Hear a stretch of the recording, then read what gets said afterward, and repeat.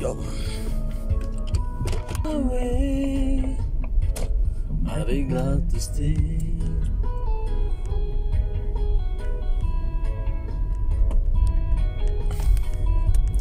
Shoutouts inyo dyan guys. Musta? Dream tomorrow. Atid lang natin yung bata.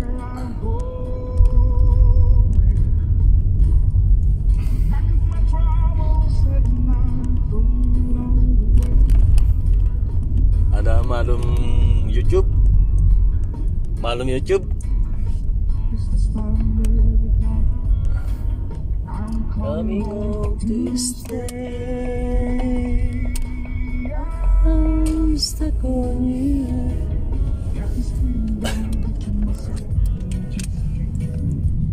Oh, diba?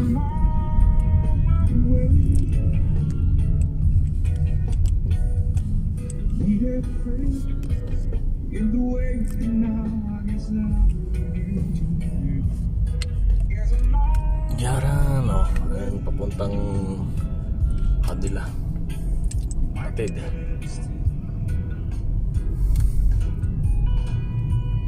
Maganda mas maganda pagkagabi dito kaysa sa araw.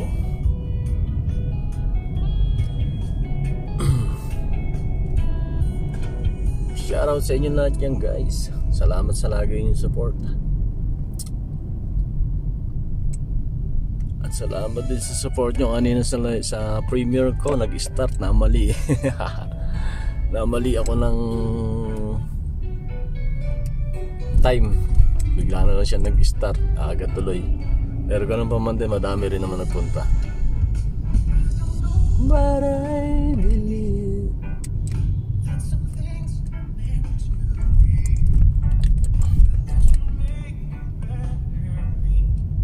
every day I love you. Sana all every day I love you. Hindi ka mapapasana all ka na lang sa talaga.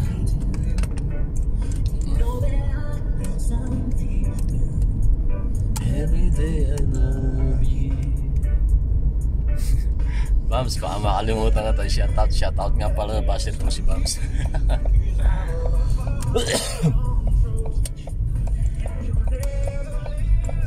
Until you love with all my heart and soul.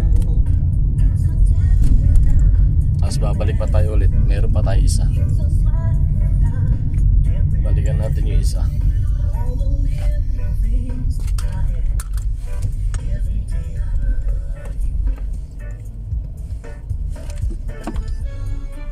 Buksan natin yung gate niya.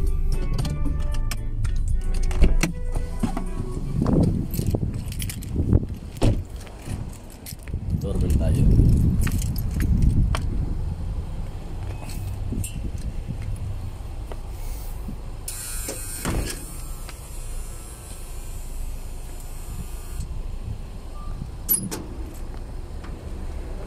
Oh, diba? Balik tayo sa school. Kalapit lang sila sa school. Ako lang ang malayo, kaso kailangan nilang walang magdadrive sa kanila. Alright, drive muna ulit tayo. Tago pala. Control.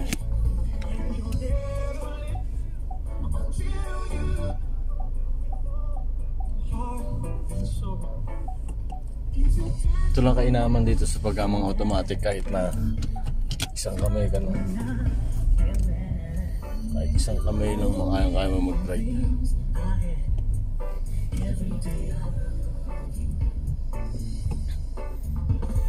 Balik tayo sa school. Thank you so much guys.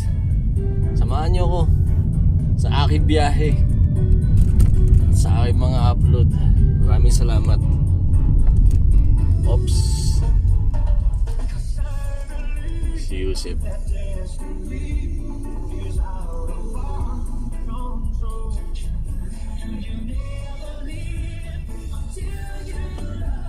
Kasalubong ko isa kong sinusundo. Dati, bata pa yan. Pero may sarili na siyang sasakyan. Binilan siya ng tatay niya. Inihatid ko dati yung sakwan sa may malayo. 45 minutes. Mainit-init na rin dito. Sana magtuloy-tuloy na para hindi na masakit sa katawan. Masakit sa katawan pagka malamig dito, guys. Kaya ako nakakapag-video ganito. Walang camera dito sa mga one na to. Pero kung sa highway, hindi ka pwede makapag-video sa highway. Puro skinita lang dinadaanan ko. Tignan nyo ang masjid nila dito, guys. Ayun, ang tatawag nilang masjid dyan, yan ang simbahan nila dito. Taas doon, laki.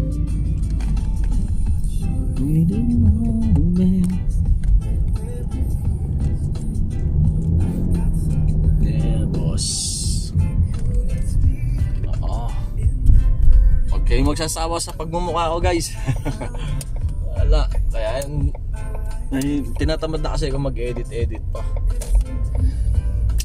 Pero kung hindi pa ako tinatamad mag-edit, maganda ang mga videos natin, paputol-putol. Kaso na, tamad na ako mag-edit.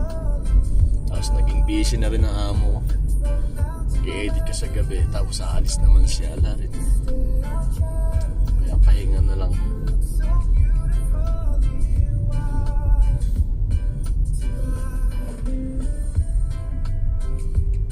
Malapit tong sa school yung dalawa. Yung isa mamaya ang malayo. Susunduin ko mamaya malayo. Yung isa. Yan ang buhay ko dito araw-araw. Araw-araw. Dito na ako, guys. School nila. Ako na lang matitira dito. Sure ako. Alas 3 pa isa eh.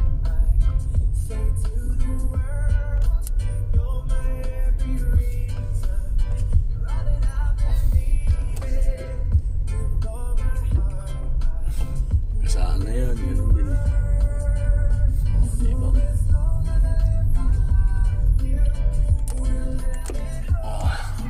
Salamat, guys, ha. Dito na lang muna tayo sa loob ng sasakyan. Aircon naman. Ayun yung school nila. Kita ba? Ayan yung school nila. Tapos wala na. Kanina puno-puno na mga sasakyan yan, guys. Ngayon wala nang mga sasakyan. Ako na lang matitira ulit dito. Bira. Tsaga-tsaga lang. Magkaroon ng tani experience doon sa abroad. Kaya sabi nga nila, nasa abroad ka na, nagmamalaki ka na. Hindi ako magmamalaki kung ano yung umalis ako ng Pilipinas, gano'n pa rin ako. Kasi yung mga ibang kamag-anak talaga, mayroon ka talagang ganyan, no? Pagkas nagmamalaki, hindi mo mabigyan, may maririnig ka. Bakit? Nang pumunta ba ako dito sa abroad, mayroon silang padala. Diba? O sa totoo, guys, may kwento ko lang, ha. May mga pinsan ako nagsasabi kasi may nakakaangat na sila sa buhay. Totoong buhay ito. Sabi nila, hindi ka makaka-abroad. Ayun, tumatak sa isip ko, sige nga, sabihin nyo hindi ako makaka-abroad habang nag-a-apply ako. Yun ang nakatatak sa isip ko.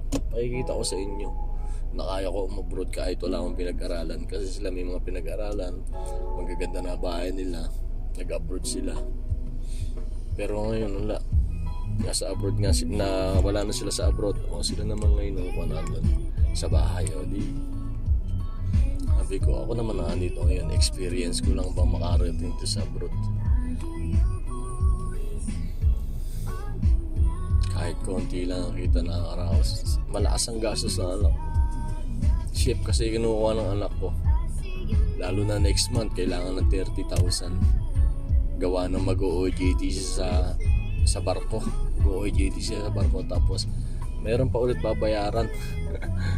Another na naman. OJT naman siya sa Palawan. Tapos, lahat ng niluluto ng anak ko, siya lahat ang bumibili nun. Kasi sa eskwelahan siya lahat ang bumibili. Tapos lahat ng gamit niya talaga sa kanya lahat bili. Aklat lang napakamahal na, meron na umaabot ng 20,000 aklat lang yun para sa may pagluluto, tapos uniform pa niya. Kaya wala din naiipon guys, kaya tiyaga-tiyaga lang. Next pag uwi ko siguro hindi na siguro. Kaya sana makatapos na, pero next year naman na makatapos niya anak ko. Naitaguyod ko rin naman kahit pa paano, kahit walang ipon. Pag umuwi masarap pa rin umuwi kahit na bakasyon ganun. Kaya nagbabakasyon ako nung sagad-sagad din. Ay maraming salamat po sa inyo lahat yan guys, sa bahay ulitan, sa lahat ng team na pumapasok sa akin sa premiere ko at nanonood, nagre-replay. Maraming salamat guys, and bye bye, love you all.